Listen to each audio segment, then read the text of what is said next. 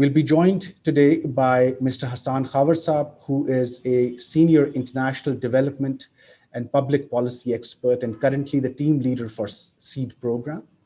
He's also a former civil servant and has worked on multiple projects across many countries in Asia and has diverse experience.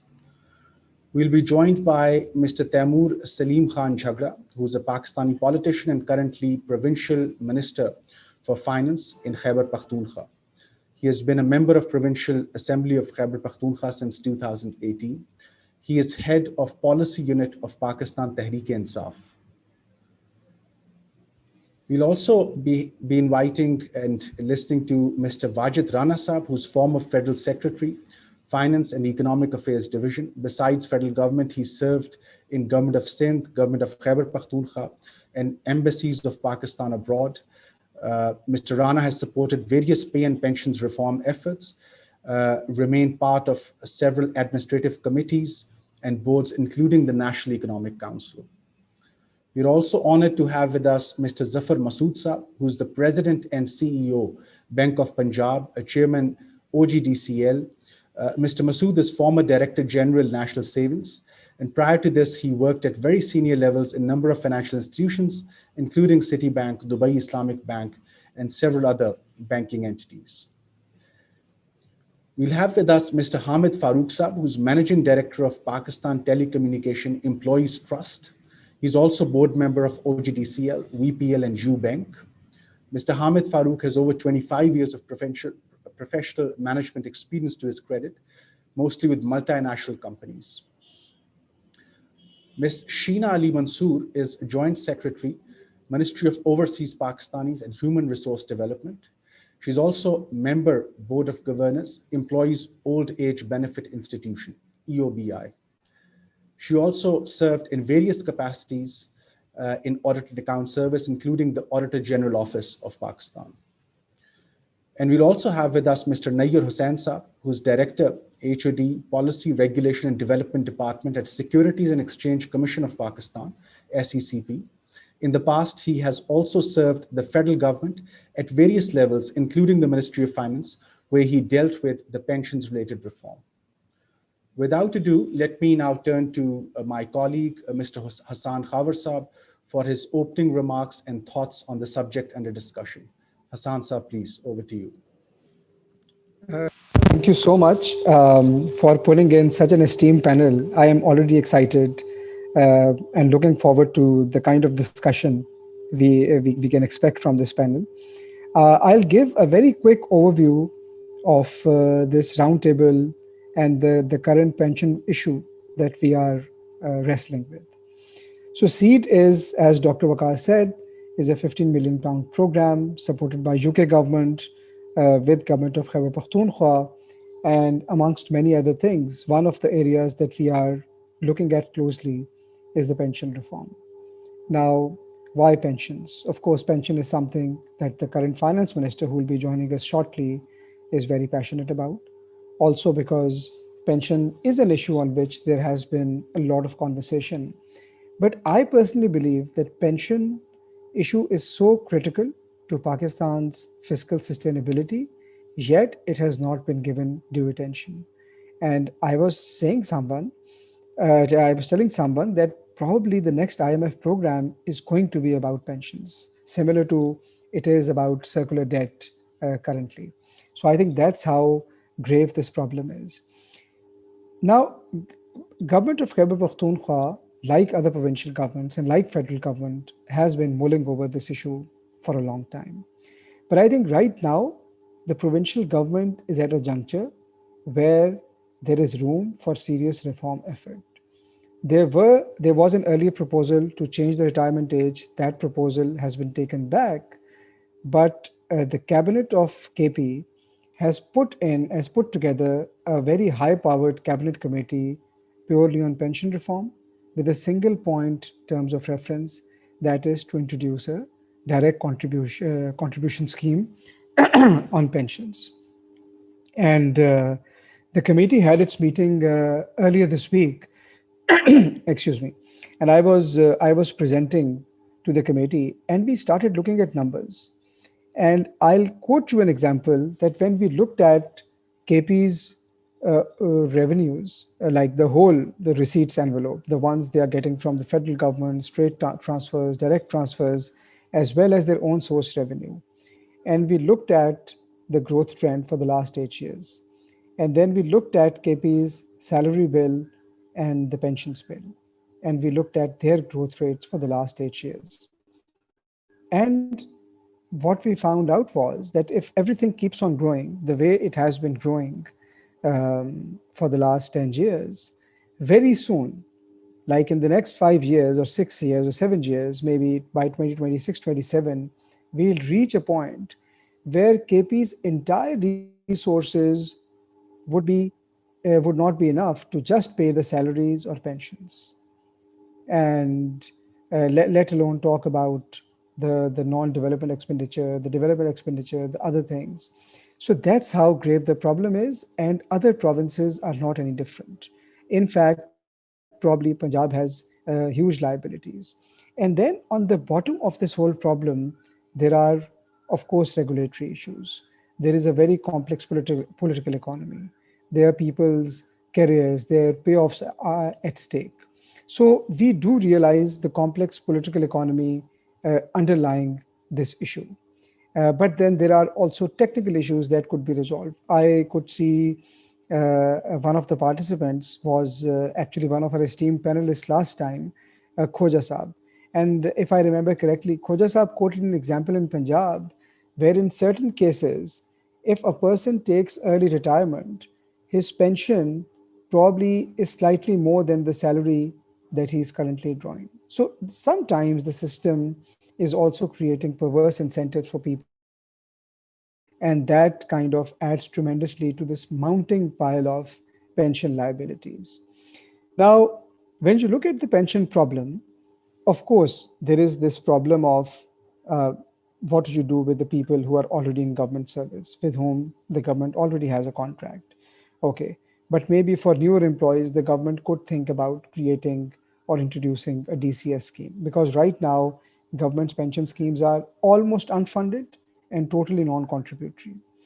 But entire this discussion of political economy, regulatory reforms, complexities, there is also a discussion about the management system that could support such a vision, which means creating a very transparent, fully funded management pension scheme, which is managed by professionals, in which people can contribute and feel safe that their investments and their contributions are not only safe, but they are also growing. And we thought that this is something which is difficult for KP government or any government to do, but that's not difficult in general, because other countries have done that, other states have done that, in Pakistan, private sector has done that. And we thought, okay, let's kind of start a discourse on how private sector organizations or autonomous organizations are approaching this issue, how they have structured their pension funds, how they are managed, do they manage them in-house, have they outsourced them, what is the kind of contribution that they take, how do they make their employees feel secure and safe about their investments. And then, because all this learning is available within the country, then let's make use of it and let's bring it closer to these discussions around reform in the public sector. So that's like the larger, slightly long context of this whole discussion. But I'll just stop here, Dr. Saab, and I would now like to listen more and speak less. Thank you. Thank you indeed, Hassan Saab, for setting the stage. I think you've very rightly said that the size and the volume of this issue is so large that it could easily warrant a fund program going forward, and that's the worry here, that probably federal as well as the sub-national governments need to worry about in perhaps 3 to 4 years more so. But it's better if one can sort of preempt and put in place reform measures, at least those which can legally and politically, those which would be feasible to put in place right now. So thank you very much for setting the stage and for your inputs.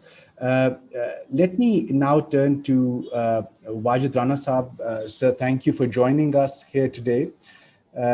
You've been involved in supporting several pay and pensions commissions, committees, and in fact, you were chairperson of one such commission as well. And we understand that these are very exhaustive exercises.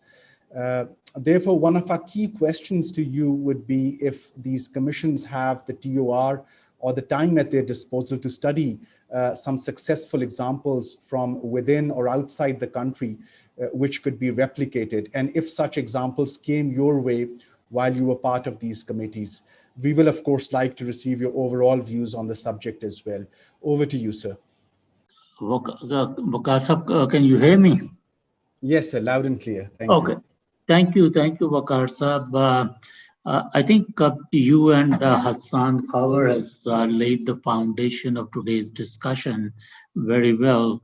The point that I would like to raise at the very outset or highlight at the very outset is that any pension reform cannot be divorced from the pay reform, because the pay reforms are very closely linked with the pension reform, and ultimately whatever your pay structure is becomes your a pension liability because of the accrual factor as well as the length of service.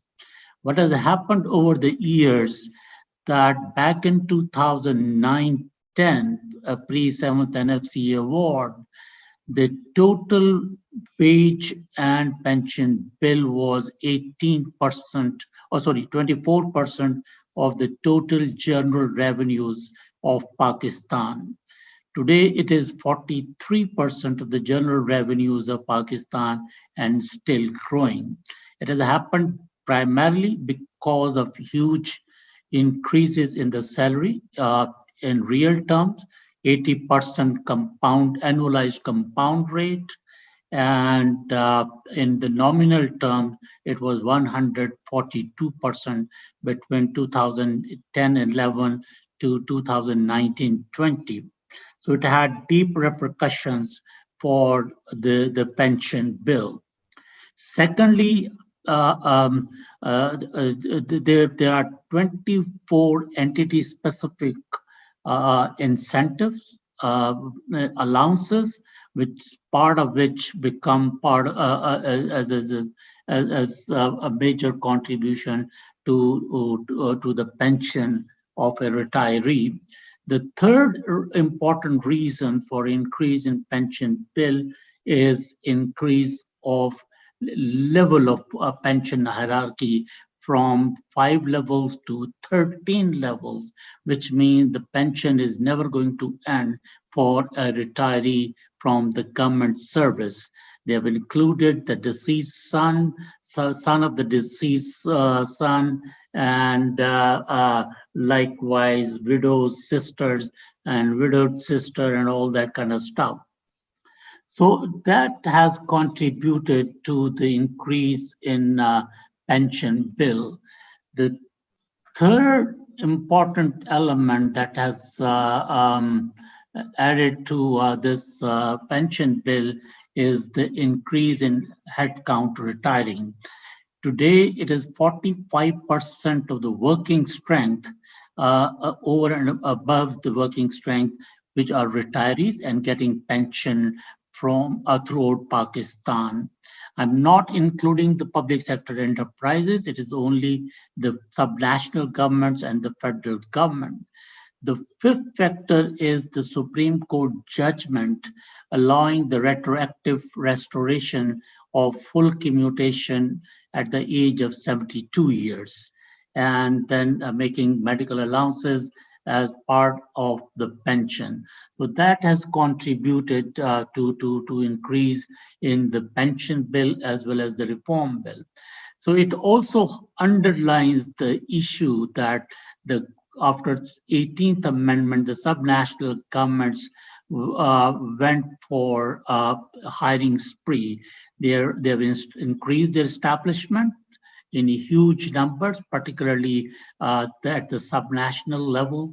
And today, in each of the 4 subnational governments, the total establishment expenditure, including the salary, is roughly around ranging from 53% to 6% of their revenues. So you can imagine what is left for their development budget, for their operational budget. And Hassan is absolutely right. If you project it on annualized compound growth rate for 2030, the provinces will be starving of their revenues and they'll not be able to pay their pay and pension bill. In the interim, the four provinces did create a buffer called pension fund, but these are only invested as a fixed deposit in the provincial banks and is not sufficient to substitute the pay and pension bill, or particularly the pension bill based on pay as you go.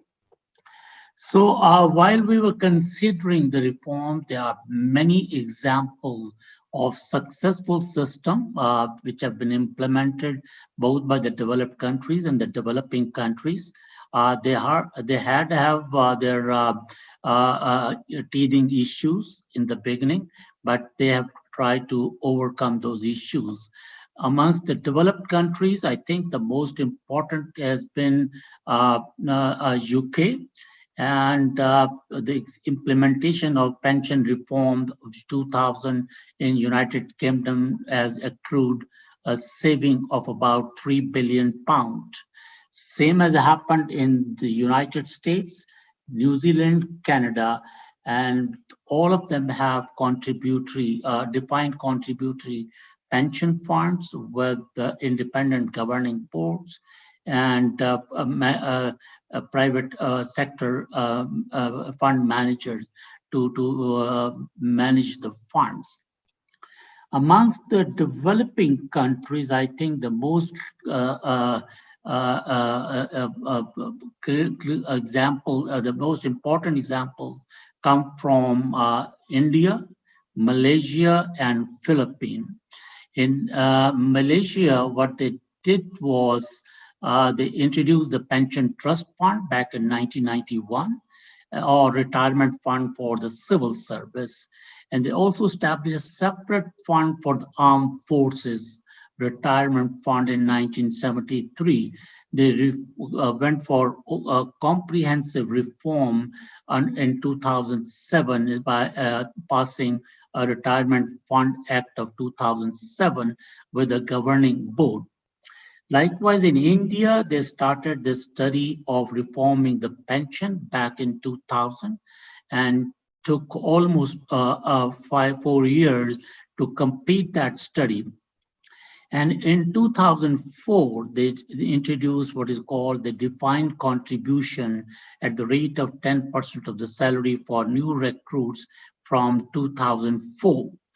And then in 2013, the Parliament also passed the Pension Fund Regulatory and Development Authority Act, whereunder an authority is now managing this defined contribution fund for the purpose of both investment as well as for the purpose of managing that fund through an independent governing board. In Philippines, what they did was they introduced the incentive pay along with the performance-based bonuses for the civil services combined with defined contribution.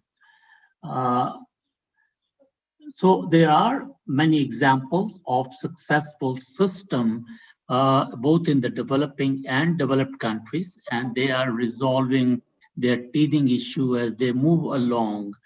As Hassan has pointed out, any move to shift from pay-as-you-go to the defined contribution system with defined benefits, the fund has to be fully funded. And to begin with, I think all the existing employees have to be grandfathered, and the new defined contribution system can be applied to the new hirees. That will probably address some of the issues going forward. Secondly, we need to rationalize our human resource structure as well as our pay package. When we move to the defined contribution system for the new hirees, initially the cost will go up, but gradually, if you reduce the number of new hirees as compared to the number of retirees, that cost will adjust itself over time, and the subnational governments will be better off. The second recommendation that I will suggest at this point, and that the countries have actually implemented, particularly United Kingdom, where the accrual rate was reduced from 0.75 to 0.7125% on annualized basis. Unfortunately, in Pakistan, the accrual rate for reform for pension has increased from 2.7 to 4.09, and that has contributed to a substantial increase in the pension. So there's a need to reduce the accrual rate or the accrual factor for computing pension, particularly the commutation part.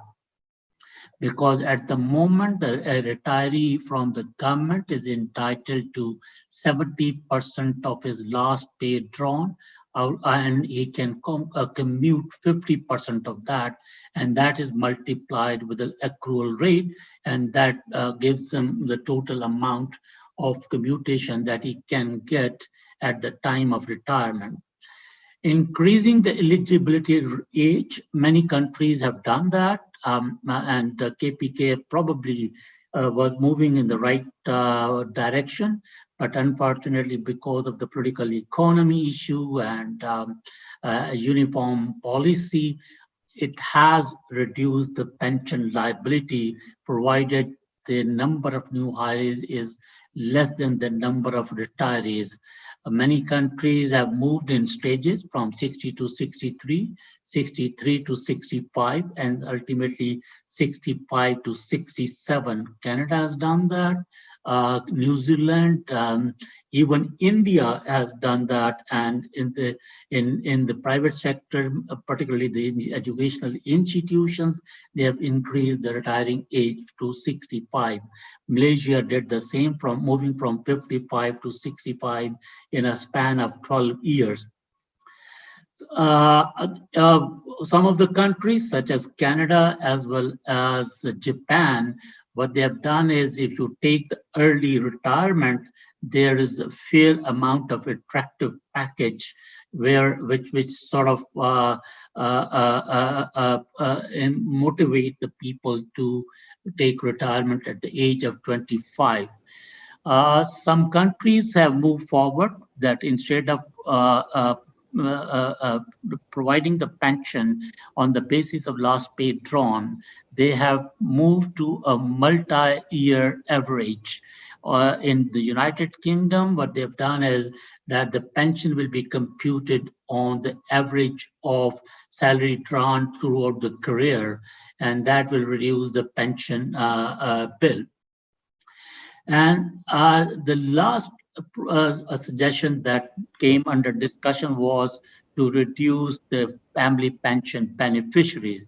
It will require amendments in the law, and ultimately maybe the parliament may need to pass a comprehensive umbrella act to manage the whole contributory pension fund, as well as investment, accountability, appointment of the governing board.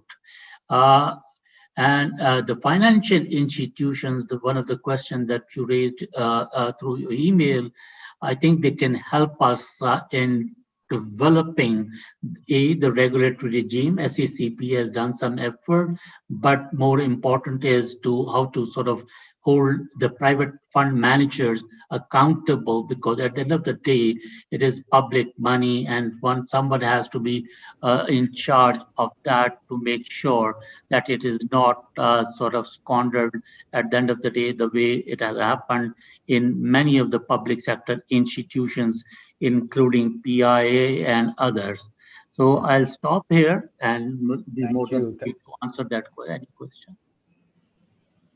Thank you indeed, Wajid Saab. This was really comprehensive, and this is precisely what I thought that will bring you in early in the discussion. And given your experience as the former chairperson of Pay and Pensions Commission, I think you have rightly pulled in the examples which need to sort of guide us with the way forward, but also importantly, helping us in finding out which short, medium, and longer term solutions to go with. So thank you very much. I can already see that in the Q&A tab, we have questions and comments pouring in, and I'll encourage our panelists to look into those questions, and they are free to, of course, type their response or send their response in the same Q&A tab or the chat box. I now turn to Mr. Zafar Masood Saab. Zafar Saab, I was hoping that, of course, you bring in so much of experience from the financial sector. You have led so many developments of pension fund products. And while we do understand that the uptake of these products has mostly been in private domain until now, we would like to, of course, understand if such products can be adopted for the public sector too. Also, under your leadership, Bank of Punjab is already managing a large retirement benefits for Government of Punjab and various state-owned enterprises. So your overall take on the success in doing so and examples which the public sector can replicate will be greatly appreciated. Over to you, sir. Thank you very much, Dr. Waqar. Thank you, Hassan. It's always a tall order to talk after somebody like Wajid Rana Saab, with such wealth of knowledge and exposure.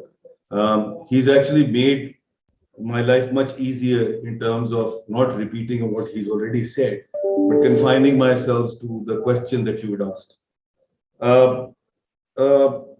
Dr. Saab, as Wajid Rana Saab said, we can't really separate the whole compensation structure of the government with the pension issue as such, and that has to be looked in the totality and that context.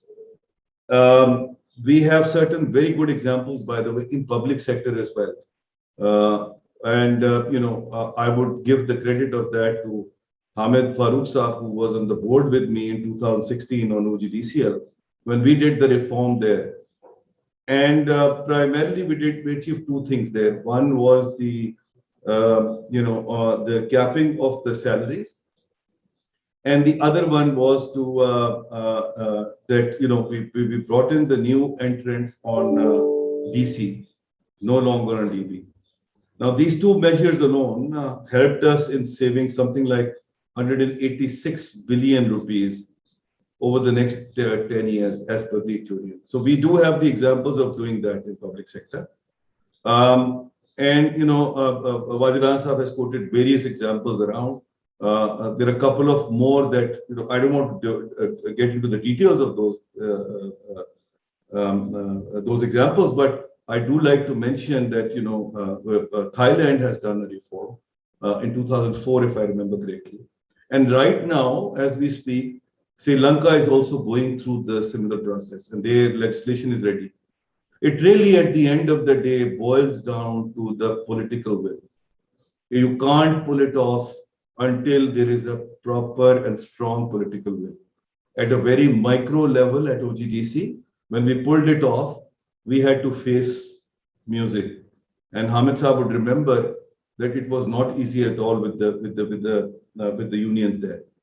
But nevertheless, because we remained steadfast on our point of view, we have been able to pull it off. And today we're talking about huge amounts of savings for the company. Now, having said that, the piece which is most important one is that there is absolutely no argument that pension funds need to be developed to begin with.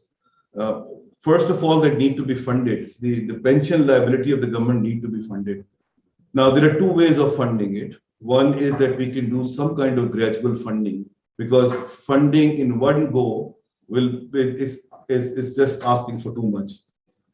And I don't think it makes sense either, because we are in a borrowing mode. In any case, if you look at the number overall, perhaps it would not make sense. So in tranches, there has to be a plan of funding these liabilities. And then that has to be managed very well through a pension fund regime. And the pension fund regime, by the way, when you talk about a similar sort of entities within the government, we have entities like WWF and we have entities like EOBI, where you could see that the management could have been much better than what it is right now. And either they need to be privatized or they needed to be reformed in a big way within the government setup. I would tend to go towards privatization, and I would say that this the funding has to be done and given into the private sector for management.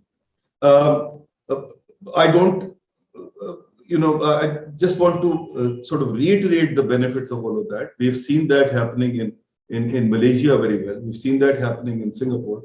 Malaysia Khazanah is a classic example. Now we have, these other entities as well globally, which are large pension funds and which help in the capital market development to begin with.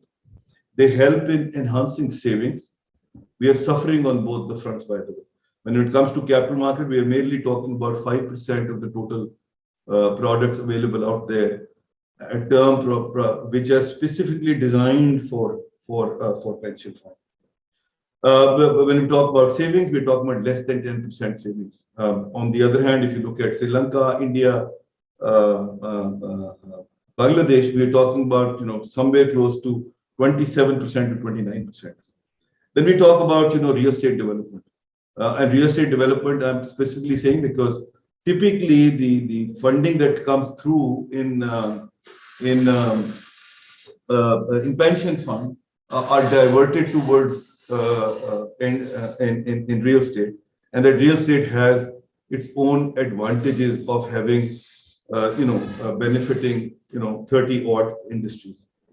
Then the yield curve. We seriously lack a yield curve right now. If we were to take any long-term positions, the yield curves are not available at all. First of all, the funding is not available, but then the yield curve is not available.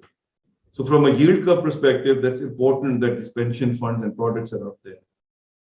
Last but not the least is to promote the industry and go industrial. For example, as I quoted Khazanah, they own insurance company, they own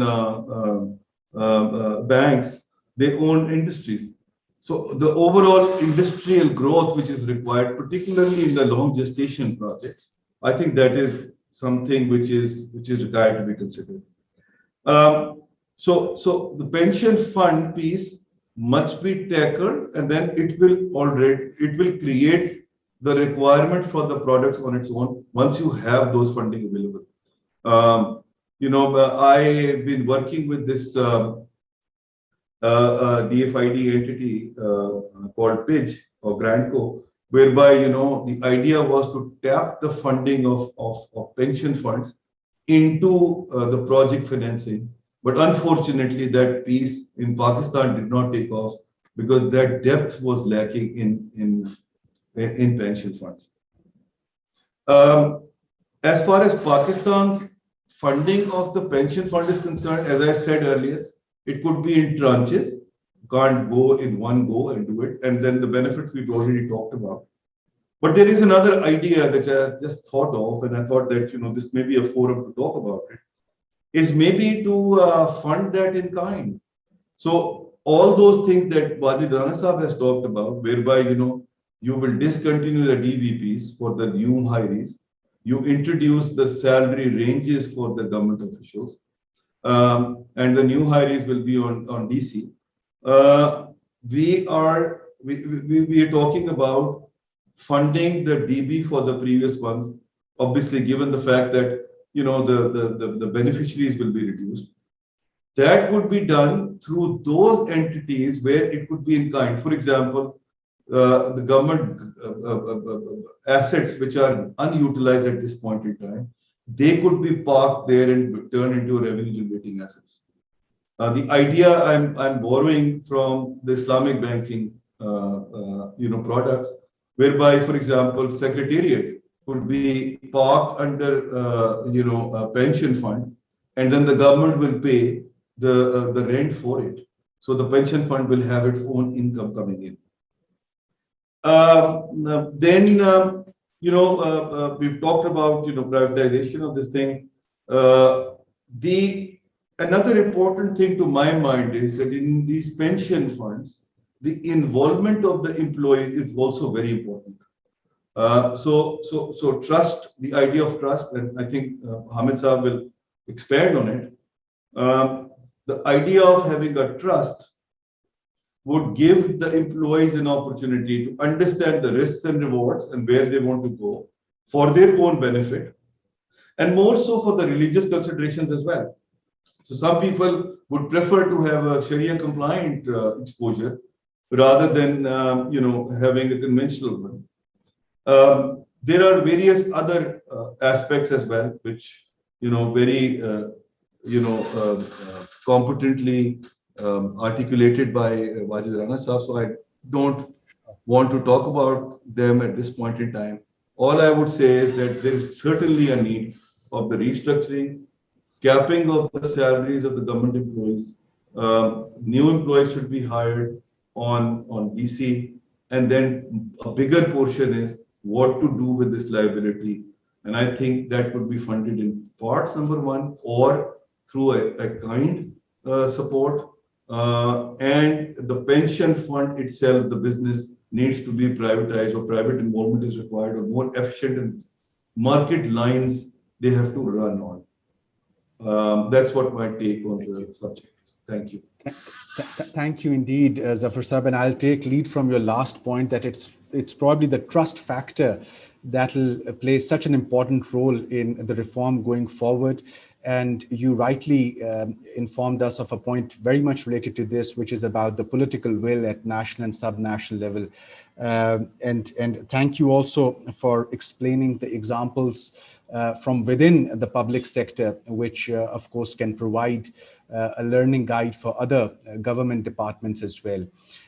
Let me now turn to Hamid Saab. Hamid Saab, while my broad question to you would be the same as I had requested, Zafar Saab, however, we also see that you're already managing a very successful trust in the shape of Pakistan Telecommunication Employees Trust.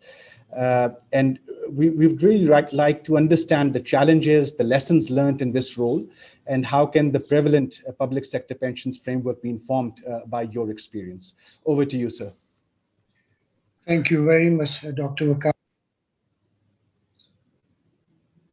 Wajid Saab, and obviously Zafar Masood Saab. A lot has been said, which makes my job a bit more focused towards a few things that I would like to highlight and share. Let me just start very briefly by talking about PTET, which is a pension fund for Pakistan Telecommunication Company Limited retired employees. Currently, we have about 40,000 pensioners that we deal with, and there are about 7,000 more that we are expecting to join us in the future years to be pensioners, as we call them. So the fund actually started in 1996 with a small amount of 2 billion rupees. And as of today, it stands at over 125 billion rupees and is sustaining. Recently, we have gotten to the crossed the red line, and we have become sort of reliant on our own resources.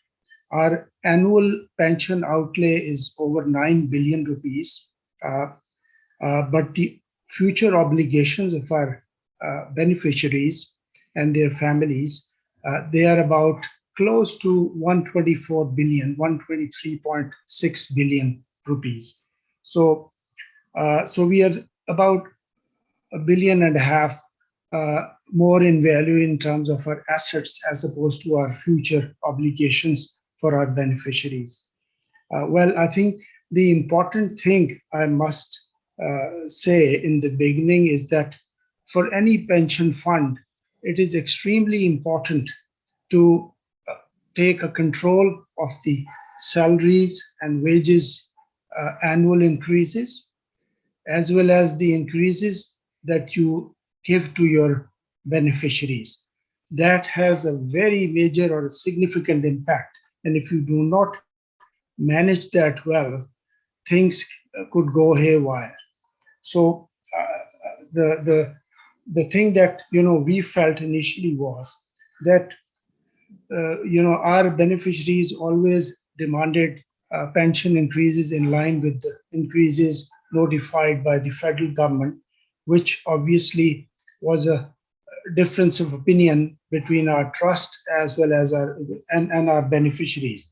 So that is still a dispute that we are managing. However, the trust's board of directors, we call them board of trustees, started to take independent decisions when they saw that back in 2010, the government gave a pension increase of 20%, medical allowance increase of 25%, and various other increases in terms of benefits, as well as higher pension increases to the widows of the pensioners.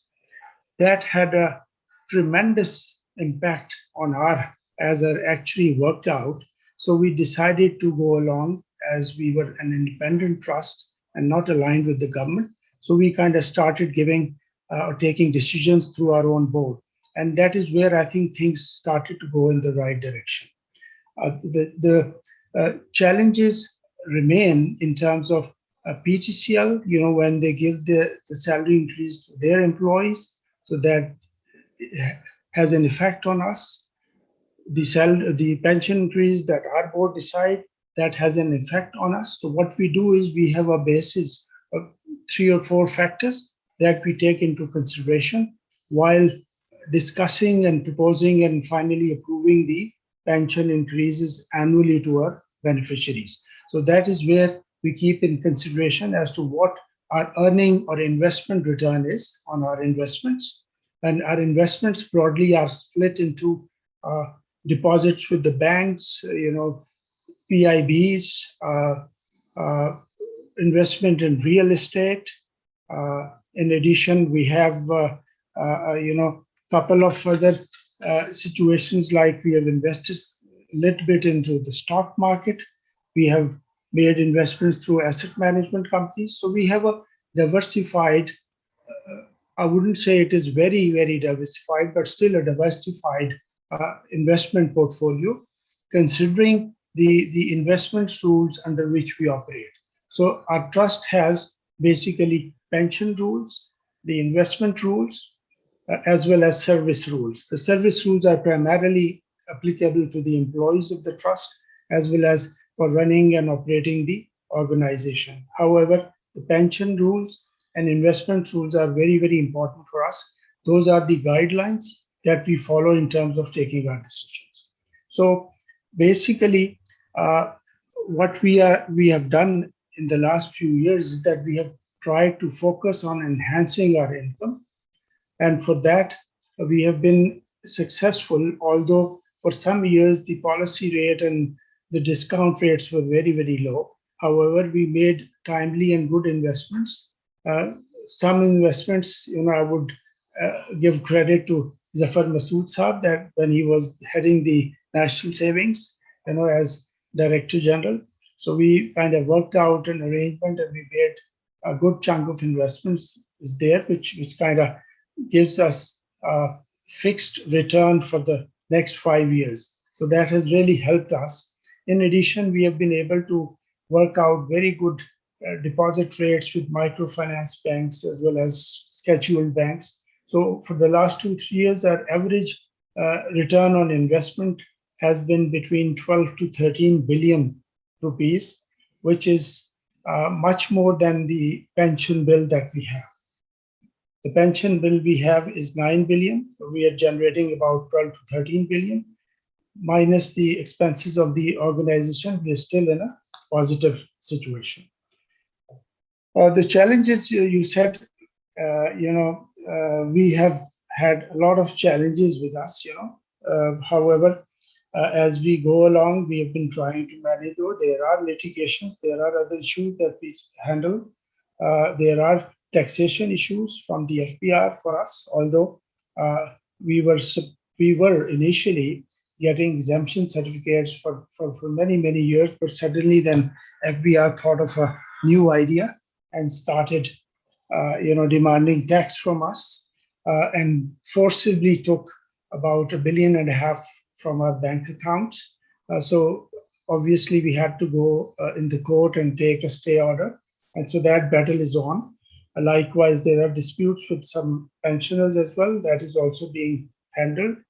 I think coming back to this question as to what is the way forward, I think there is enough said onto the gravity of the situation vis-a-vis the government pension bill. And now again, reminding you that the government works on a cash system, not on an accrual accounting system as we do. So if a particular province's pension bill, annual pension bill is about, let's say, 60 billion or 70 or 80 billion rupees, the future obligations, if worked out through actuary, would be about, in my guesstimate, would be about 13 to 14 times more. So, a pension expense of 80, 90 billion rupee could give you a potential future obligation liability until all the pension, the age of the estimated life of the pensioner could go close to $1 trillion rupees. So that is where I think we need to see the things. And the good part, as I see, is that there is a lot of realization now. This subject has been taken up at various forums. Government is seriously debating and considering it. I think in terms of the way forward, in the short term, I think what needs to be done is basically you need to really work out on the data of your beneficiaries. I think what we did was, when I took over the charge here, as an example, I just shared that. This was about 5 years back. We did a countrywide exercise of our all beneficiaries in physically verifying them. And interestingly, as I had anticipated, we found out about 12 to 1300 cases where pension was being paid through Pakistan Post in far-flung areas, but the pensioners had either died or they never existed to begin with.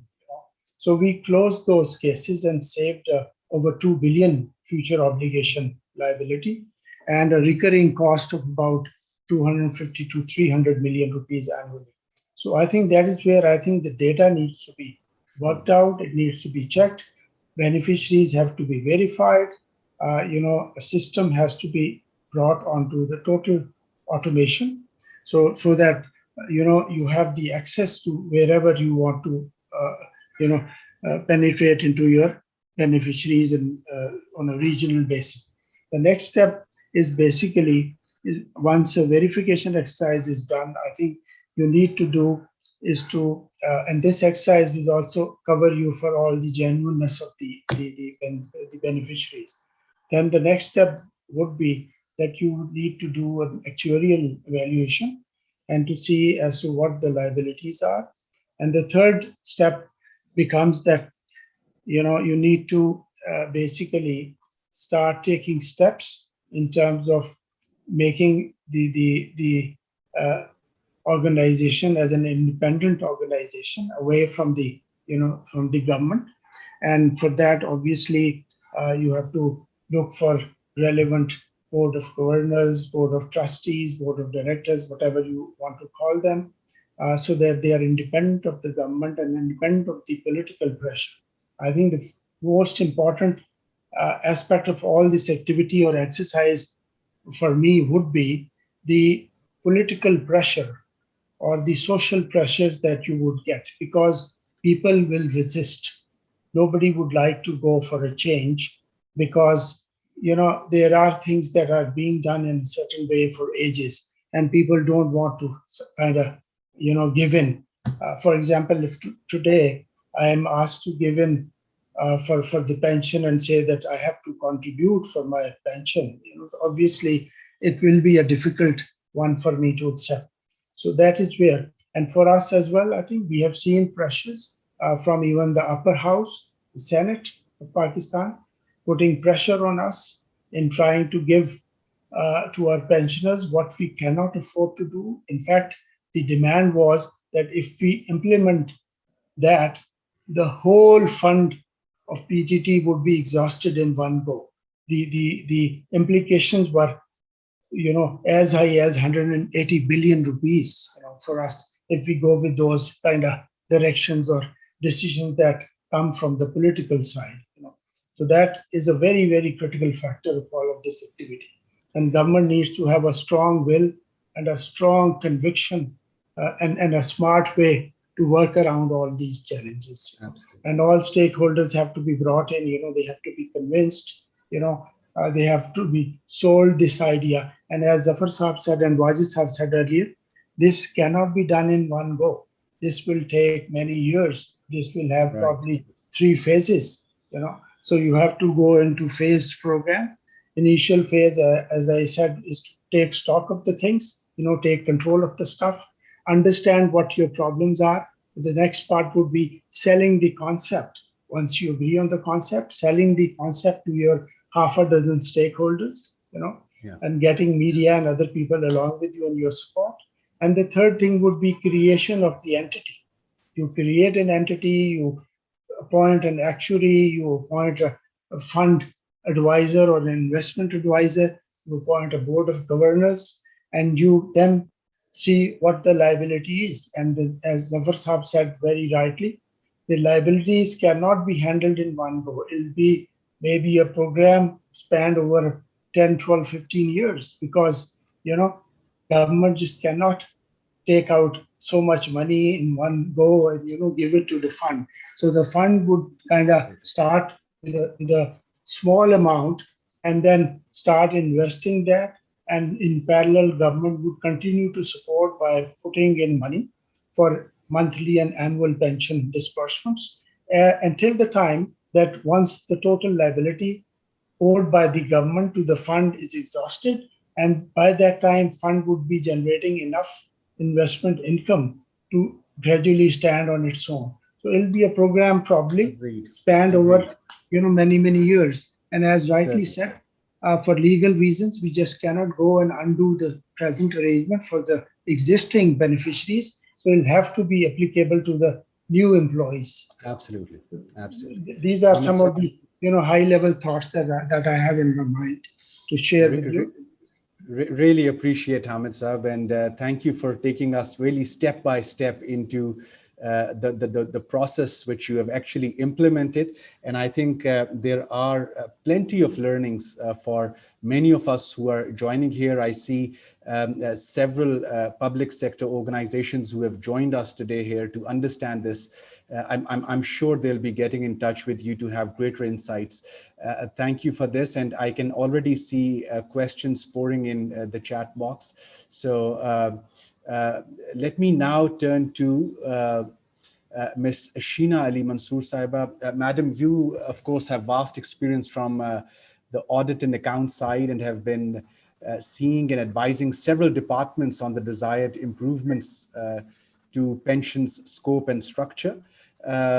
So first, it'll be good if you can let us know regarding the overall best practices, which of course you've been advocating at the federal as well as subnational levels to be adopted.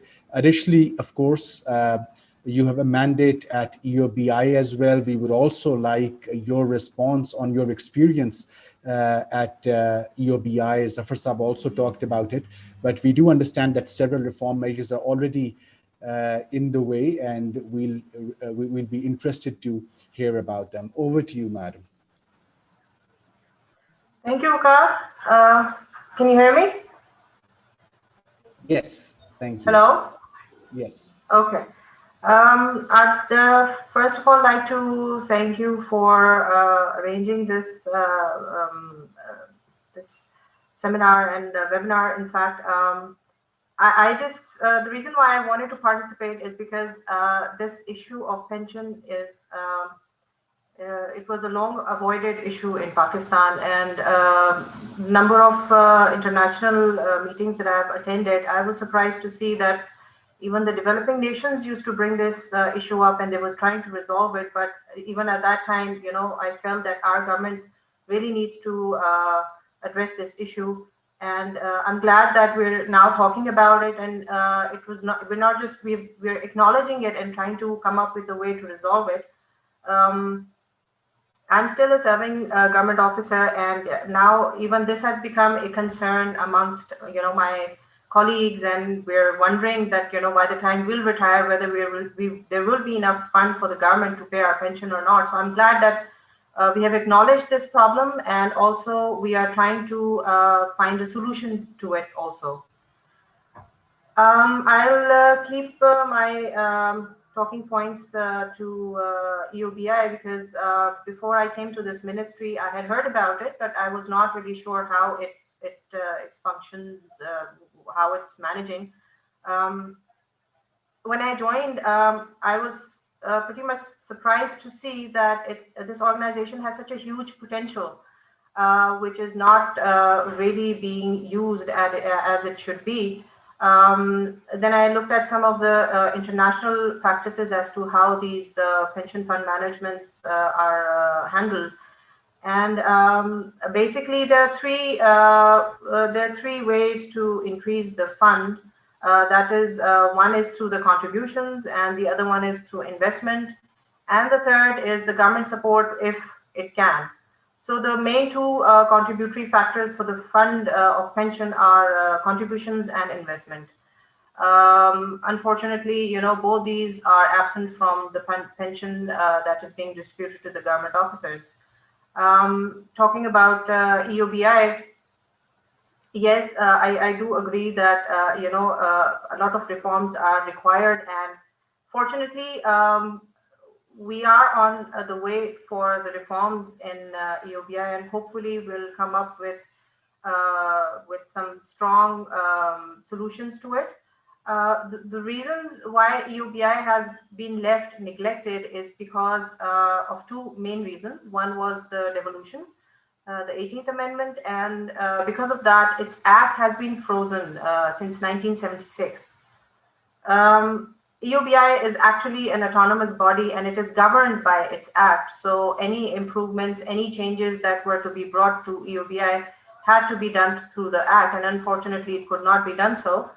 We have tried to resolve the devolution issue because since 2011, both the WWF, Workers' Welfare Fund, and EOBI they were given to the IPC through CCI, and they were told to find a solution for all the provinces to come up with a mutually agreed mechanism so that they can be devolved. We actually had to take a number of steps. We brought this issue to the CCI, and it agreed that EOBI, the mandate of EOBI is a federal subject, and now, thankfully, it is kept with the federal government. And because of that, now we are trying to update the act and bring the changes which has negatively affected the performance of EOBI. A few facts about it is that currently there are around 8 million registered pensioners with EOBI and around 400,000 active pensioners. But till the time that the act is brought to the updated figures, right now the collection is at 6%, which is 1% is taken from the employee and 5% is taken from the employer. Normally the rate is supposed to be 9%, so that the contribution level increases to a maximum amount.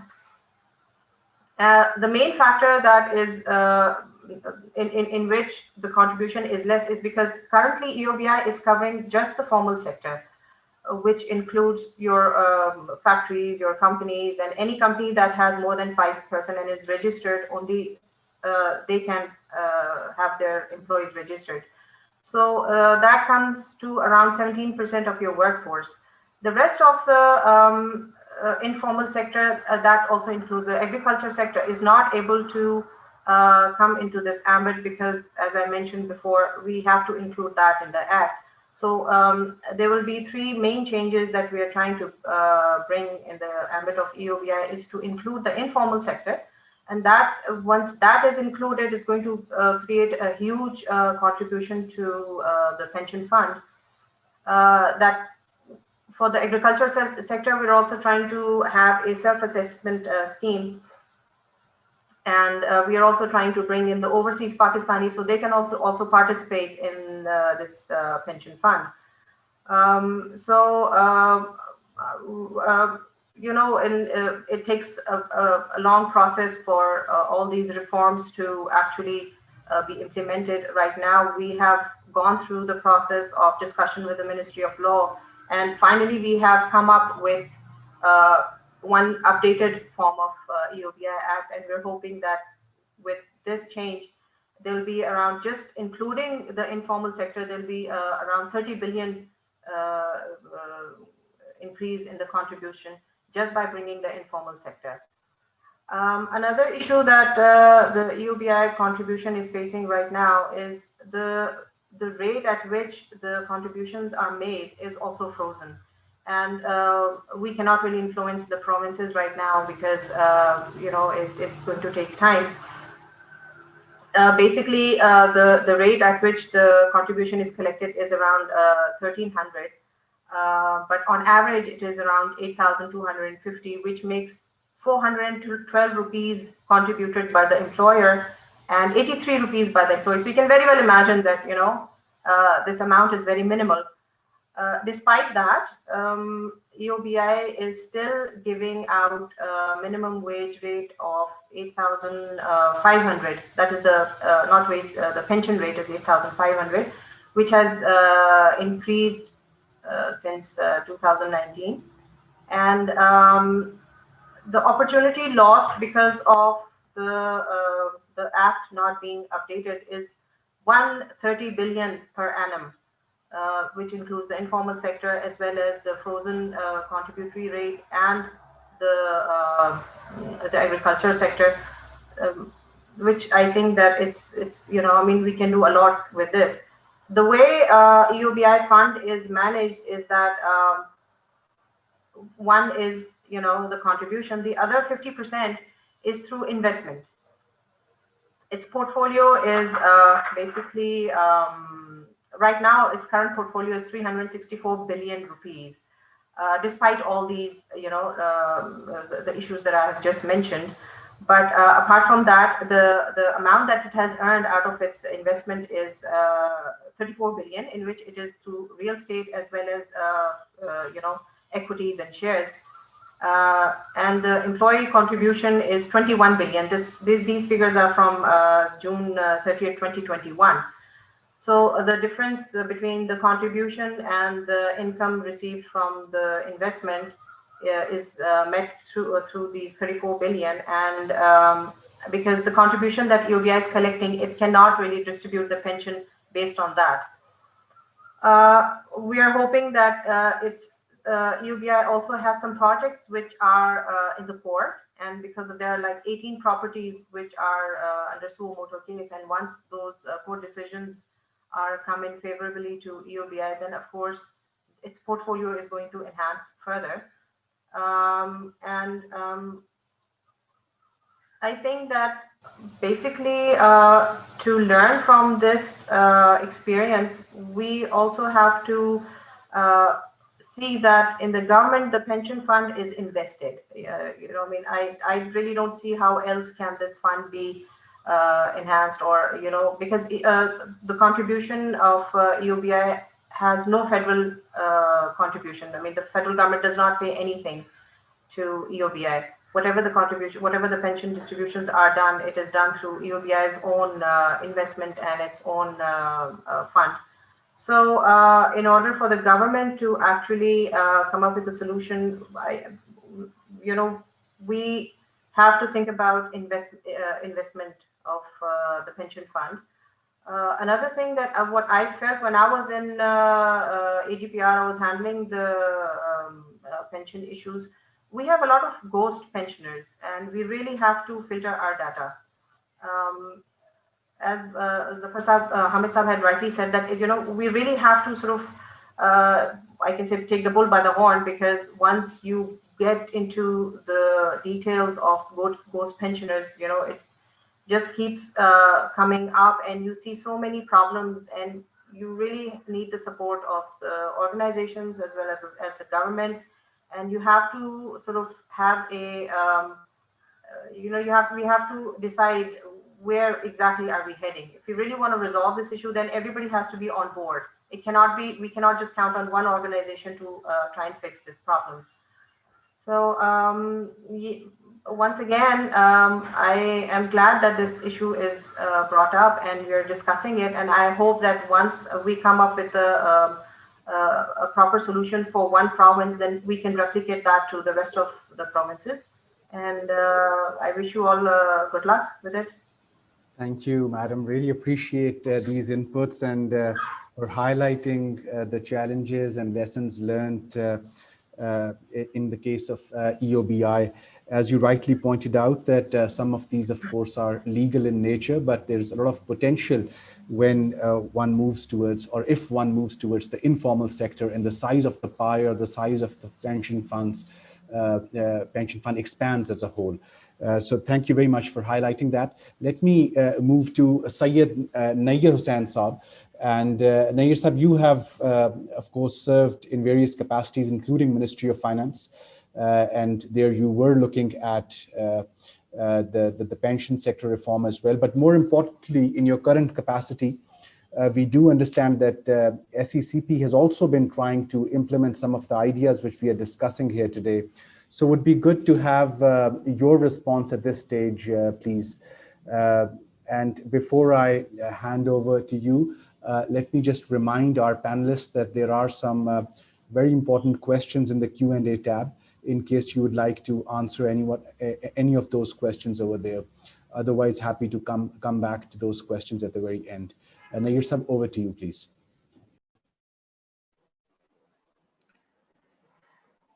Can you hear Waqar sir? Yes. Okay. First, I would like to thank you for giving me an opportunity to give my views on this important subject, and a subject which is very close to my heart, as I work in the Ministry of Finance. So a lot has already been told about the problems of the existing government pension scheme. So I would just focus on what has not been said today. So I think the basic problem why we have reached to this stage of huge pension payments is that the government has not adopted a relevant quantitative benchmark to take a policy decision regarding pensions. For example, when government decides the pension increases, so the people who are managing the pension regulation in government, they just take the impact on 1 year's budget of the pension payments. But in fact, the impact on the long-term actuarial liability should be taken into account. As Hamid Farooq Saab has told, that when their trust takes a decision, that it takes a decision considering future obligations as well. So the government has so far not considered a relevant quantitative benchmark for the key policy decisions relating to pensions. This is one of the key reasons. Second reason is that in Pakistan there is no national pension policy considering on a holistic picture at a national level. For example, internationally, there is a 3-pillar model approach for the national pension scheme. For example, there is one is a social pension, second is the government occupational pension, and third is the individual voluntary pension schemes. So we keep in mind a holistic national pension policy should be in our mind when taking decisions about the pension schemes. So a lot has been talked about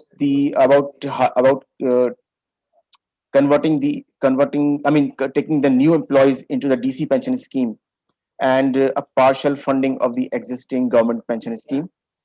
I would like to slightly comment on the first part that if you create a DC pension scheme, this is a typical traditional solution that you convert a defined benefit to a defined contribution. But one must bear in mind that its advantages will be far in the future actually. Though employees who will be hired right now in the government, they will retire after maybe 35 years, 30 years. So then the fund will be in a position to take care of their pensions. So when the new DC pension scheme is introduced, so government will have to manage two type of cash flows. One is the contributions to the DC pension scheme, and second is the pension payments to already existing DB pension schemes. Uh, I think as we all have elaborated that the key issue here is the acceptability of the pension reforms from political economy perspective. So I think here we need an out of box solution to address the Pakistan's pension problem. At SECP, although our mandate is to develop the private sector's pension market, but out of our interest for the development of the larger capital markets, we have 3 months back actually we have formed a group of local actuaries and other stakeholders to work out the solutions regarding the government pension and as well as the private VPS pension scheme.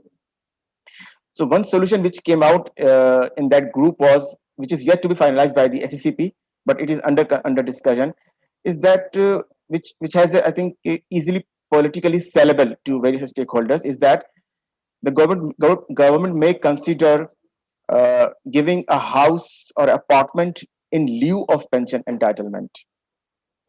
No, because it is important to provide a solution to existing employees who will be retiring in future in short, long, and medium term.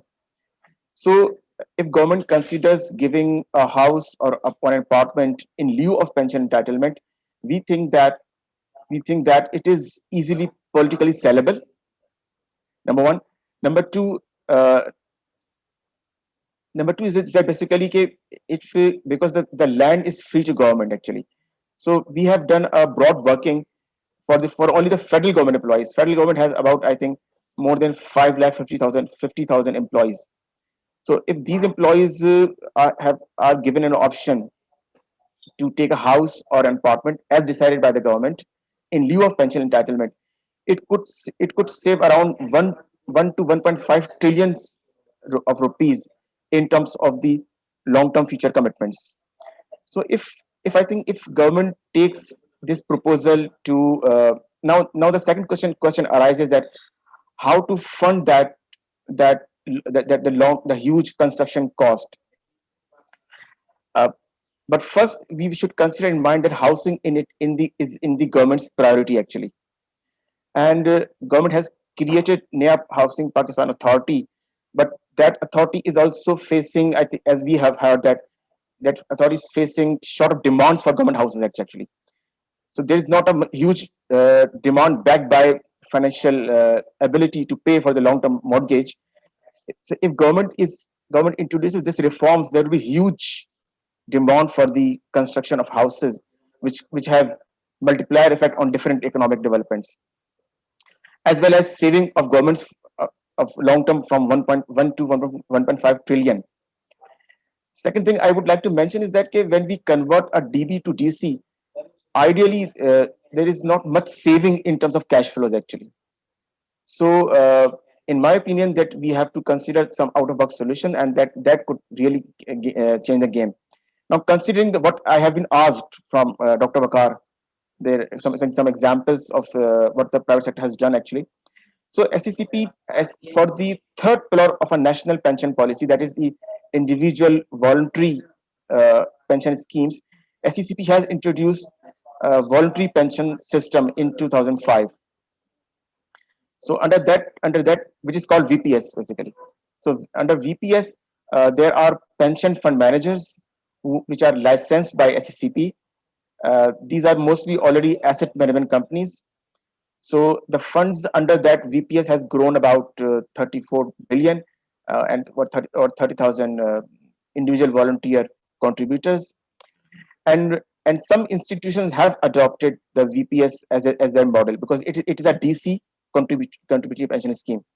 Even SECP has introduced this VPS for our own employees as well, and these are very happy because it's a tax favored savings. So I think if the government, even if the government considers introducing a DC pension schemes, it has to be decentralized and government can adopt the VPS as a model for the DC pension scheme for new hires. Yeah, thank you.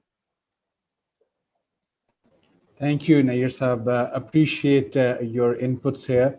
And let me thank our panelists here for their interventions. And I'm just going to very quickly take a few questions which have come through the Q&A and the chat boxes here. And maybe if I can refer them to our panel, either in the order or perhaps as per the relevance which they have come to us. Maybe I can request Hassan Khawer Saab and Wajid Rana Saab on the overall macro level comments which have arrived, questions which have arrived. And I think one of the questions, for example, is important here, posed by, it's in fact more of a comment as well. It's been asked by Faratullah Babar Saab, and he says that it is understandable that the current focus on pensions is driven by threat of fiscal sustainability. But there are other elephants in the room also, including public debt, circular debt, and rising military expenditures, and perhaps a holistic approach taking into consideration all these issues would be more appropriate. And a comment very similar to this was also posed by one of our other esteemed participants, who in fact mentioned that the issue of pensions or this dilemma has to be seen in the overall macro prudence or macroeconomic management of the government. So maybe for these, I can first request Hassan Saab and then Wajid Saab for your quick responses, and then I'll go to the other panelists. Thank you, Dr. Saab. I think Faratullah Babar Saab, I think, had the right question, that pensions is a threat to fiscal sustainability.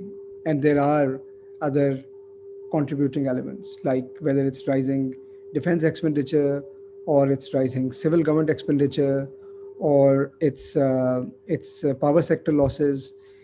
But I think the rising or mounting public debt pile, that is a manifestation of all these problems. So, and money is fungible, right? So I think at the end of the day, whether you make huge losses in power sector, or you spend more than you can afford, or you pay too many pensions, it will all contribute to the debt pile. Now, why we are discussing pension and not other things, I think this is because also we are working in this particular area. That's number one. Number two, some of these issues at least are being discussed at other fora. For example, circular debt management plan is being taken up by IMF's program, and there has been a lot of national discourse on that. But in principle, I totally agree with Farad Saab that fiscal sustainability is a much larger problem. There are various elements to that. Just addressing pension problem is not going to fix fiscal sustainability. However, if we are able to put an end to it or fix this, it will at least take care of one of the major element that is so far, I think one of the panelists said, so far avoided and so far not as much discussed about. So that's what my take is on this, Dr. Saab. I'm sure Wajid Rana Saab will be able to add more to this. Yes, certainly. Thank you, Hassan Saab. And while, of course, I will invite Wajid Saab's response on this very macro level issue, but I think one of the other questions where I think his inputs would be very important This was posed by Akil Raza Khoja Saab. Why can't annual salary and pension increase be indexed to inflation? And can it serve as a solution to the continuous debate in the government for annual increase in salary and pensions? Maybe because Wajid Saab knows the political economy better inside the government, he would be able to respond to this. Sir, over to you. Thank you, Waqar Sab. I'll echo the same views that has been said by Hassan in response to Iftikharullah Babar Sab's question. Me has raised a very pertinent point, and yes, from the context of fiscal sustainability of a country, all these issues need to be addressed holistically. But as Hassan rightly pointed out, the public debt management under the FRDL is a federal government responsibility and is being addressed both at the under the World Bank, IFIs, and IMF in the context of this debt sustainability issue and also the circular debt. In the context of pension reform and why it is being given priority at this forum is because that is the point under debate. The key element which probably needs to be looked at while we are discussing the pension reform is the rising pension bill of the armed forces.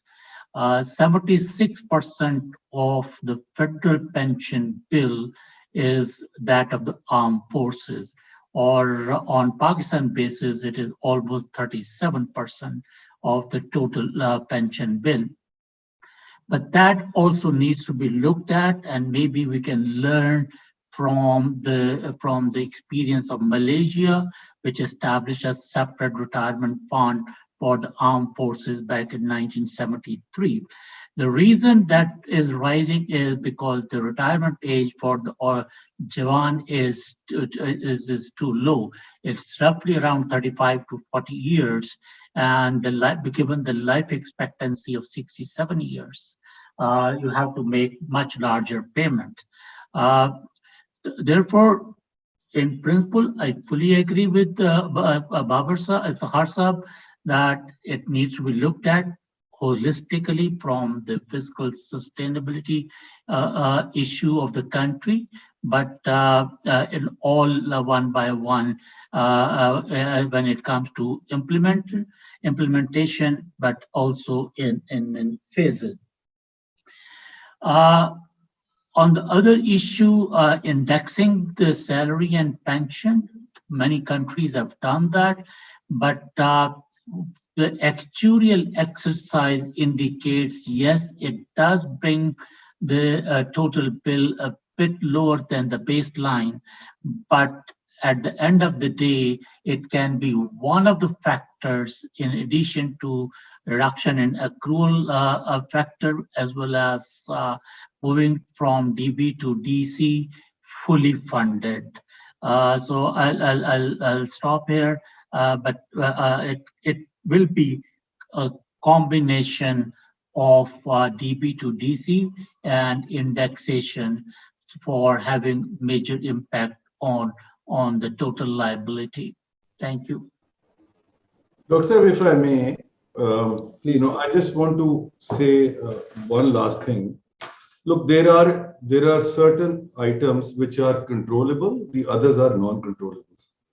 So the Babar Saab has very rightly pointed out the elephants in the room, but there are certain controllables that we can manage. For example, SOE losses, for example, pension fund. I don't know why we are not doing it. If you look at the global examples, they have been done in 90s. Turkey, circular debt issue, 1989. Malaysia pension issue, 1991. 2004 is in Thailand. So, these are the examples which are out there. These are the templates which are available. These are relatively low-hanging fruit. And I think we need to move in that direction. sooner rather than later. The other non-controllables could be sorted out subsequently. Thank you, Zafar Sab. And maybe the next set of questions could be answered by yourself and Hamid Farooq Sab, given, of course, the nature of the questions. I have a couple of questions in front of me, and in the interest of time, I'll just narrate these to yourselves, and then both of you can answer whichever you feel is relevant. I have a question from Fareed Ahmed Khan Sahab, who's asking that efficient management of employee benefit funds can help alleviate the challenge, but most schemes in Pakistan do not go for higher yielding assets like equities and real estate for fear of short-term losses. How can we resolve this dilemma? I also have a question from Mr. Usama Bakhtiar, who's asking, I think this is in response to what Hamid Saab was telling us, if he can expand on the challenges which the organization faced with FBR, and are pensions taxable under our laws, and what about other countries? Then we have one intervention by Chaudhry Anwar Saab, who's informing us that the credibility of fund managers is very, very important. Otherwise, in the event of the scam, the government will have to come in again to compensate the employees. He also says that we are talking about the DC scheme, but I hope that we understand that under this system, the pension, under this system of pension, the employee, under this system, the pension of the employee will depend on the value of the individual fund at the time of retirement and the market conditions at that time. The pension may not even equal 70% of the salary which is now being paid. Will the government then guarantee minimum pension at retirement? Likewise, we have, and this will be my last question to both of you, from Faisal Zaisab, that given the long-term nature of pension liabilities, the natural foil is linking it in developing a mortgage market, which can fund the government's real estate development targets. Your views, please. So it's over to Zafar Saab and then Hamid Farooq Saab, please. से वकार साहब काफी सारे जवाब मैं online दे चुका हूं उसके ऊपर, बट मैं यहाँ वेरी क्विकली उसको थोड़ा सा देखिए। जो फरीद साहब ने सवाल पूछा है वो तो प्रोफेशनल फंड मैनेजर की एंगेजमेंट से ही एड्रेस हो सकता है। Now the question here is, are we talking about public sector or private sector? If you're talking about public sector, this question is very valid. That in public sector, it's always difficult to take decisions on high yielding assets because there are other possible challenges and risks involved. And frankly speaking, that requires the entire change in the ecosystem. It can't be done in isolation. So until that is all done and some kind of protection is given to the fund manager within the public sector, you will always have that problem and the returns will always be depressed. Therefore, if we were to run the pension funds under the government scheme, then I would rather say that we go through the defined benefit route than defined contribution route. And I think that partially answers the question of Chaudhry Saab as well, because that will protect them against any downfall in the thing. We are talking about a fundamental change here, by the way. What we are saying is, and I must highlight that because there seems to be a confusion on this one. We are talking about the DB to continue for the existing employees. We are not asking for a change there. What we are suggesting is, and Wazir Rana Saab has already elaborated on it, that there may be certain tweakings are required, and depending on the legal situation, for example, the number of beneficiaries could be reduced. But we are not talking about substantially changing that to any other way. All we are saying is that for the DBPs, we need to have a combination of both in-kind funding as well as cash funding in tranches over a period of time, and that will help us in putting those inefficient assets of the government into earning assets. So there are multiple benefits of that. We're talking about for the new employees, there has to be a change in the overall salary structure. And then you will move towards the DC's arrangement. And the pension fund there has to be run on the private sector lines, whereby the adequate provision, adequate protections are provided to the fund manager that, against the market situation. But at the same time, I highlighted that earlier, I reiterate it again, the employees' decision-making in the investment is very critical. So they will be the master of their own destiny of what they will get after the retirement. Thank you. Thank you, Zafar Saab. Over to you, Hamid Saab. Yes, Dr. Just let me quickly answer the tax related question.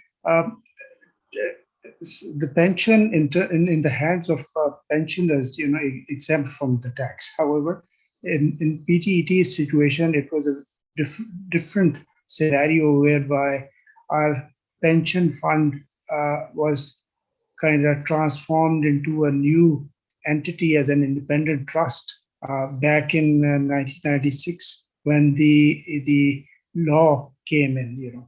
So before that, it was PTCL's Employees Pension Fund, and then the name was changed. So what happened was all throughout the way since 1996 until 2016, we had a tax exemption as a trust, as a pension fund, and we continue to get yearly tax exemption certificates or biannually tax exemption certificates. In 2016, the tax department thought of a novel idea in their kind of spree to raise taxes as much as possible. They kind of made this as an excuse and came and put a tax liability or a tax demand of 14 billion rupees on us. So we kind of went through the process, won the case at the tax tribunal, won the case at Islamabad High Court. Now the department is in appeal, and that's where the case is. So we are fighting that. With respect to some of the questions relating to the investments, I think Zafar Saab has amply covered all of that.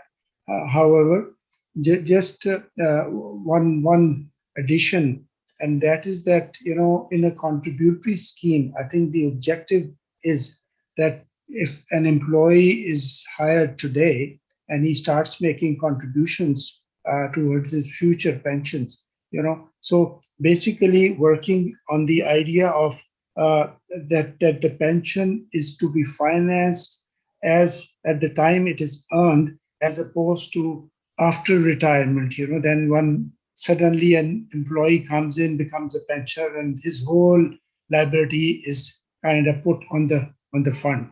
So that is where, in terms of the investment as to the fund manager, I think even in the public sector, if there is an independent environment where there is an independent board of governors or board of trustees, where people are qualified to work and oversee all of that operation and even see what fund manager is doing under a regulated arrangement whereby the investment rules are defined and investment is being made into equity in an appropriate manner, keeping in mind that the exposure is not too much.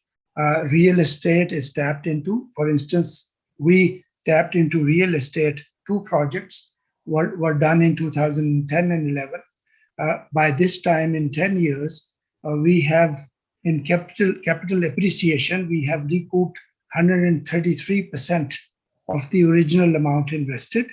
We have recouped over 70% of the investment through rentals that we are getting. So, you have to make sensible decisions, and decisions whereby, you kind of use all your care, that is, and all the stuff that is available to us. So yes, nobody can predict what will happen in the future, but I think the whole world is working on this kind of basis, basically.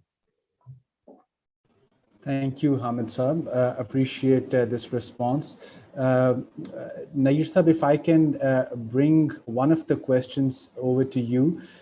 This has been asked by Mr. Rahim Firoz Ali, and he's saying that for VPS can you please confirm why the employer contribution is taxable in the hands of the employees, whereas employee contribution is tax deductible? Is this the reason for the vast acceptability of this option? Maybe you could sort of explain a bit about the tax treatment here.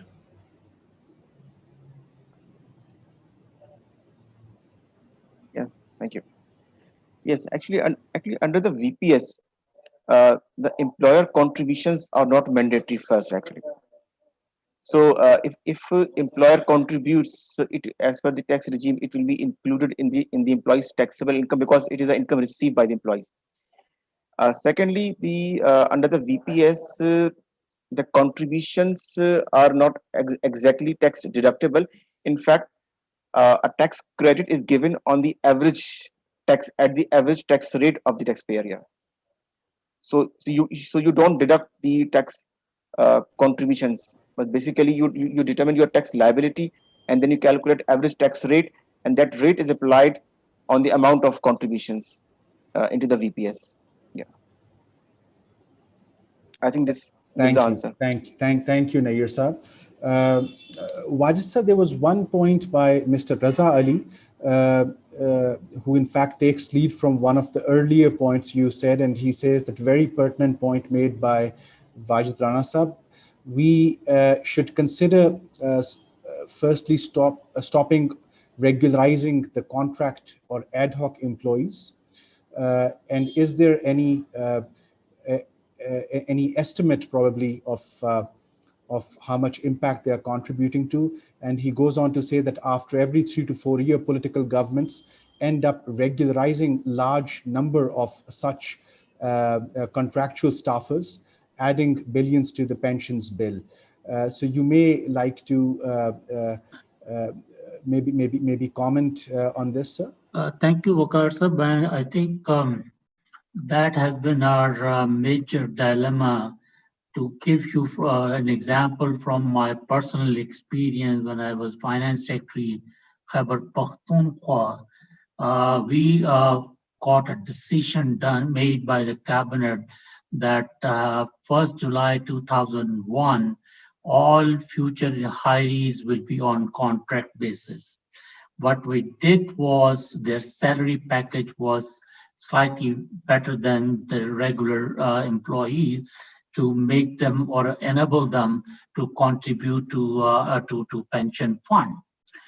And we also agreed to provide the matching contribution from the government side. But 2 years after the election of 2002, when the political government came, they in one go regularized all the contract employees. And I think the major disaster that has happened was back in the period between 2009-10 to 2013-14, when over 200,000 employees were regularized on contract on a regular basis because of political expediency.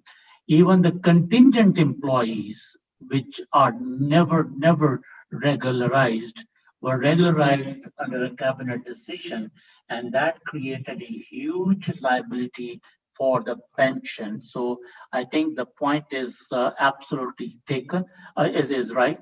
And that's why it needs to be provided a legal cover that the contract employees should not be regularized. And I think one of the examples that we can take, and one of the question that has been raised was, do they need a separate or new salary pay scale? The Planning Commission has already introduced in consultation with the Ministry of Finance what is called project pay scales.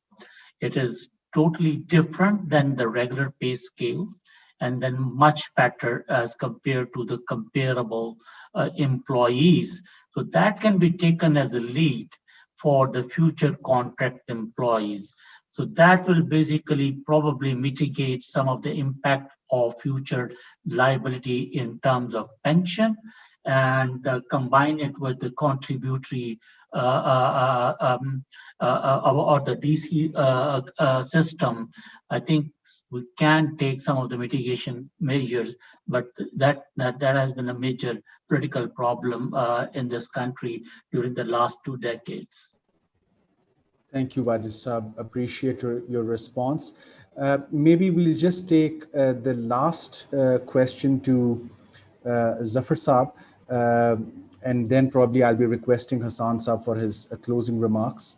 Zafar Saab, one of the points which you had pointed out about on the reform of EOBI, or perhaps even to the extent of thinking about privatizing it, I think in response of that, there was a question by Mr. Rahim Feroz Ali that for BOI, adding new sectors can help in cash flows, but this will have a more significant impact on the organization once these employees will become pensioners. Increasing the contribution rate is the only solution and could avoid generational shifting of liability. In case you would like to comment any further on this, please. Dr. Saab, बात ये है कि the EOBI one that we talked about, look, as long as it will remain under public sector, it will operate under certain constraints. And, I don't want to elaborate on those constraints. We all are aware of them. Therefore, they will not be able to, the question that Fareed Saab had also asked earlier, they will not be able to take the maximum advantage of the opportunities out there. And we've seen when they try to take the advantage as well, the kind of backlash that those people face. This will always remain a constraint operating the fund management business under the public sector. So we have two options there: either to reform it big time and give them the immunity which is required from unnecessary intervention and investigation, or the other option is to privatize them altogether. There's a third option as well, by the way, which is to just become a vendor manager. The funds could be placed in different private sector investments, but that may not be the most efficient way of doing it. So therefore, the best way is to make people the master of their own destiny, create a trust, give them the say in the investment, and try and bring in the private sector fund managers to help them generating the required returns. This is what my take on the whole thing is when it comes to any sort of fund management under the public sector. Absolutely. Thank you, Zafar Saab. Let me now turn to Hassan Saab for his final and concluding thoughts. And I think SEED along with STPI will now have the responsibility of taking some of these important messages back to our partners in the government. And it'll be best to listen from Hassan Saab on the process as well as his concluding thoughts. Over to you, Hassan Saab. Thank you, Dr. Saab, and thank you to all the esteemed panelists and as well as the participants who came up with very, very important and interesting questions. In terms of process, I just wanted to kind of highlight that last time also, when we had this fiscal sustainability roundtable, SDPI has put together a policy note on the theme, which actually is informed by the discussions. So similar to that, another policy note would be developed by STPI, and all these discussions and valuable insights would inform that policy note, and that in itself would be available to government of KP to inform their thinking on pension reforms. I think about the discussions today, my personal takeaways are that, and that's what our intuition was, right? So having a DCS scheme is not that difficult. It's not that complex. We have ample experience in our hand to rely on. So that's number one. Number two is the investment strategy. And I think that is where we need to kind of think a bit more. We need to think about Sharia compliant mechanisms, other avenues. We need to look at what are the options which can help grow these savings more. But I think for me, the most primary takeaway is to build the trust deficit, because trust is something which is going to really help such a scheme take off. And if it's a credible scheme, if it's a scheme which promises certainty and credibility, then many people, even from the existing defined benefit scheme, would probably like to switch to that scheme. And to me, that is very, very important. And I think that can probably not come from public sector alone. That can only come if there is a good mix of public and private sector, especially on the investment management side. So thank you so much for your time and discussions. Dr. Saab, thank you so much to SDPI as well for arranging this. Thank you indeed, Hassan Saab. Appreciate your input and your collaboration here. I think I should also let our colleagues know that Taimur Saab, the Finance Minister of Khyber Pakhtunkhwa, was of course pulled into a more immediate meeting and was unable to join and sends his regrets, but of course look forward to the outcomes document from this meeting. So I think while I see that questions and comments are still pouring in, so colleagues who have written responses to what our panelists have said today or may like to add more, may please send them by email to us. We'll be happy to make them part of our report. As Hassan Saab rightly said, that a draft from the previous meeting is already available, was in fact shared by some of our panelists here for peer review as well. So let me thank them for their inputs which were provided, including inputs provided by two of our previous participants, including Syed Shabbar Zaidi Saab and Akil Raza Khoja Saab. With this, I would like to thank the team which actually curated and designed this and allowed all of us to come forward. I'm grateful to our colleagues, Warda, Osama, Asif, and our advocacy teams, comms teams at SEED as well as at STPI. We will have a launch of our policy note on government pensions and fiscal sustainability around end of May, in which we look forward to inviting you again. So the debate doesn't, or the dialogue doesn't stop here. We look forward to continuing this more vigorously later during the year as well. So look forward to your participation and collaboration in that. With this, I thank you for your time today. And of course, until we meet again, it's goodbye.